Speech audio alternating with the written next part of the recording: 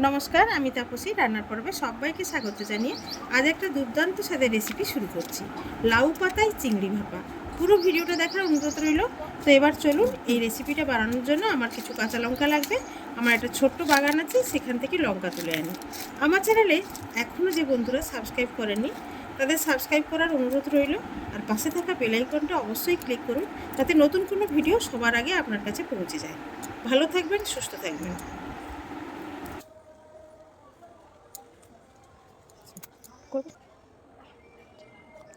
তাহলে আসুন বন্ধুরা, লাউ পাতায় চিংড়ি ভাপা করার জন্য আমি লাউ পাতা নিয়েছি অনেকগুলো। এর মধ্যে সব থেকে কচি যে ছোট ছোট পাতা আছে কিছু, সেগুলো আমি ছোট ছোট করে কুচিয়ে নেব। আর চিংড়ি মাছটা এখানে ভালো করে খোসা ছাড়িয়ে আমি কেটে নিয়ে নিয়েছি। তাহলে আসুন, সবার প্রথমে আমি লাউ পাতাটা ছোট ছোট করে কুচিয়ে নেব। এই যে কয়েকটা লাউ পাতা আমি নিয়েছি, এগুলো আমি বটিতে খুব ছোট ছোট করে কেটে নেব। এগুলো আমি চিংড়ির সঙ্গেই দেব। দেখুন এইভাবে।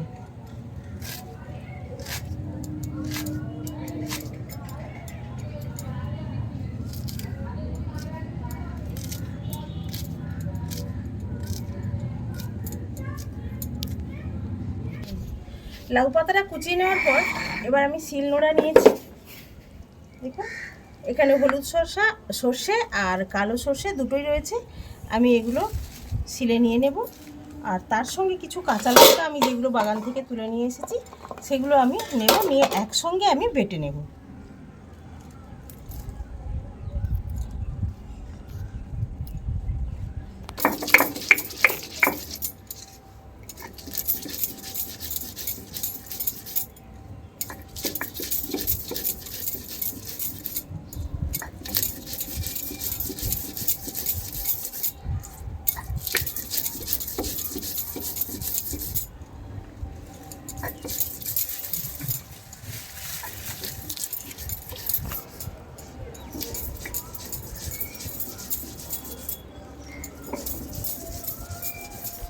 হবে না, সবটা দূর থেকে দেখো, ঠিক আছে? দেখা যাচ্ছে? সর্ষে আর কাঁচা লঙ্কা আমি একসঙ্গে বেটে নিয়েছি। এবার চিংড়িগুলো আমি এই বাটির মধ্যে নিয়ে নেব। আর এই বেটে রাখা সর্ষে কাঁচা লঙ্কা আমি এই চিংড়ির মধ্যে দিয়ে দেব।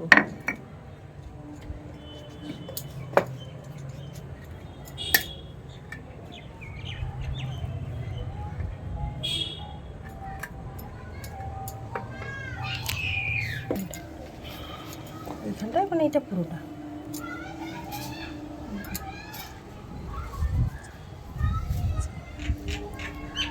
এবার সর্ষে দেওয়ার পর আমি দিয়ে দেবো পরিমাণ মতো লবণ।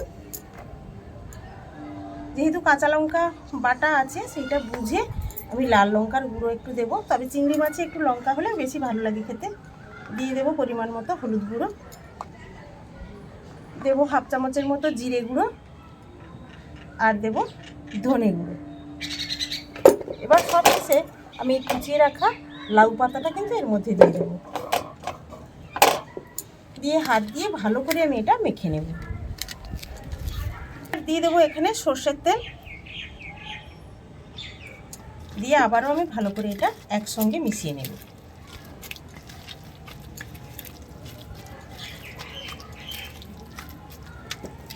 আর একটু সর্ষের তেল দেব।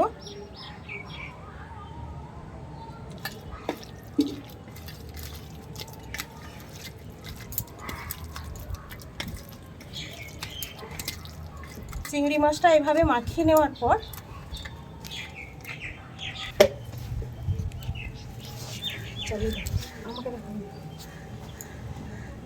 দেখুন, এভাবে লাউ পাতাগুলো নিয়ে নিয়েছি। একটা লাউ পাতা নিয়েছি, তার উপর আর একটা এইভাবে দেব, আর একটা লাউ পাতা দেব, কারণ যাতে চিংড়ি মাছটা না বেরিয়ে যেতে পারে বা বেরিয়ে যায়। দেওয়ার পর এখানে কিছুটা চিংড়ি দিয়ে দেব। খুব বেশি পরিমাণ দেব না, এইভাবে দেব। দিয়ে এইভাবে লাউ পাতাটা আমি মুড়ে নেব।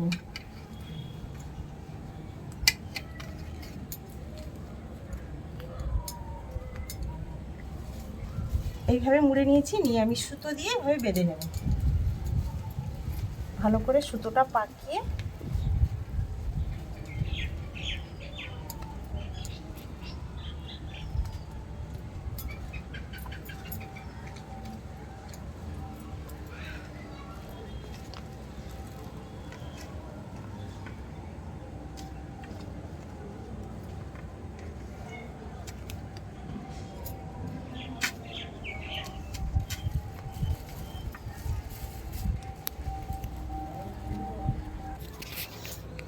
দেখুন এভাবে এভাবে তৈরি করে নিয়েছি। এভাবে প্রত্যেকটা লাউ পাতা দিয়ে আমি প্রত্যেকটা এইভাবে যে কটা হয় চিংড়ি মাছ দিয়ে আমি বানিয়ে নেব। প্রথমে এরকম একটা লাউ পাতা দেবো, তারপর আরেকটা এইভাবে দেবো, তারপর আরেকটা এইভাবে দেবো, মোট 3টে দিলাম।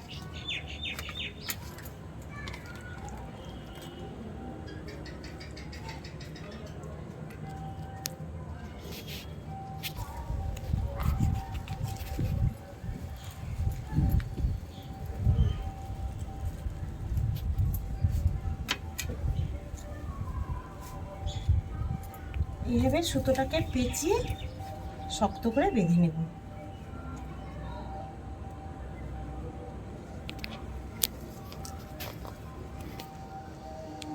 দেখুন এভাবে প্রত্যেকটা আমি চিংড়ি মাছ দিয়ে লাউ পাতাগুলো সাজিয়ে নিয়েছি। এবার আমি উনুনটা ধরিয়ে দেব।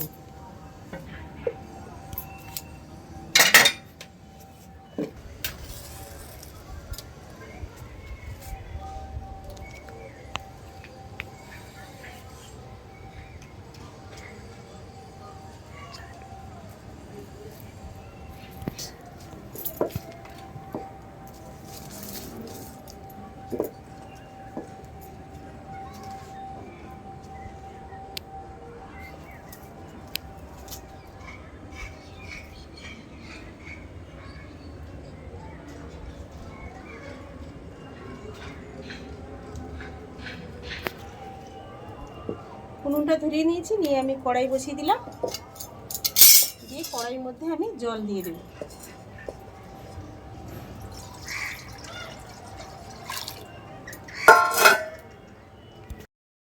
কড়াই বসিয়ে দিয়েছি। কড়াইতে দেখুন এরকম একটা টেবিলের স্ট্যান্ড যে থাকে, সেই স্ট্যান্ডটা পেতে দিয়েছি। দিয়ে এরকম একটা ফুটোর থালা আমি এর উপরে বসিয়ে দেব। দিয়ে প্রথমে আমি জলটা মানে কড়াইয়ের জলটাকে ফুটতে সময় দেব।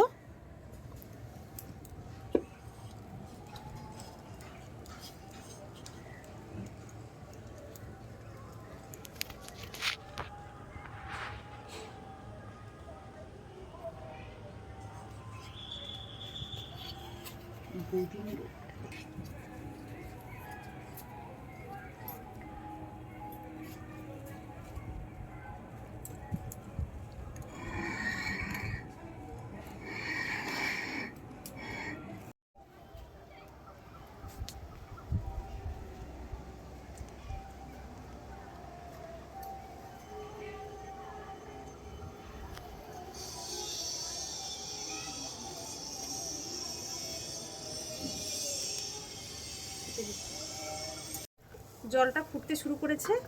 এইবার আমি এইটা থালাটা বসিয়ে দিয়ে এবার আমি এই মাছগুলো যে এখানে আমি তৈরি করে রেখেছি এটা আমি বসিয়ে দেবো লাউ পাতায় মোড়া অবস্থা।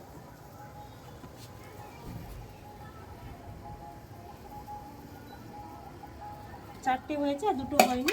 এবার আমি এর উপর এইভাবে ঢাকনাটা দিয়ে দেবো।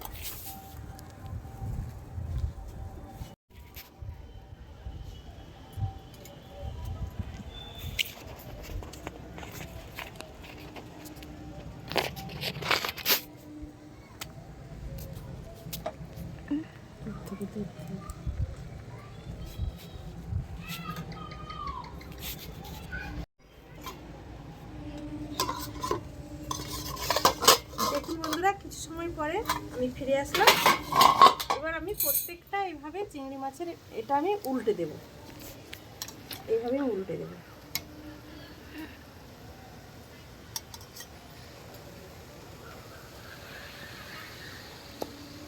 দিয়ে উল্টো দিকটা হওয়ার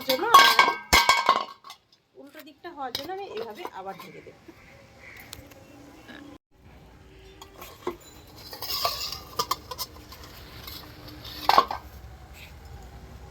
দেখুন মনে হচ্ছে শাকটা হয়েই গেছে। আমি এবার কড়াইটা নামিয়ে নেব পুরো।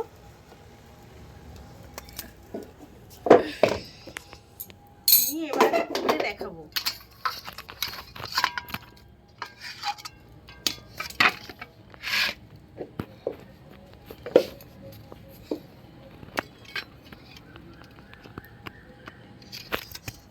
এবার একটা আমি খুলে দেখাবো আপনাদের সামনে কেমন হয়েছে।